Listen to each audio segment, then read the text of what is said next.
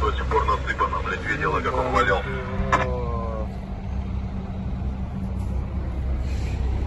Какая дело сразу водителя вините грузовика. Какого вообще нихуя, блядь, здесь делали на этой трассе? Катаются, блядь, каждый день и через день, блядь. Ну, короче, пиздец тут, блядь. Да, блядь.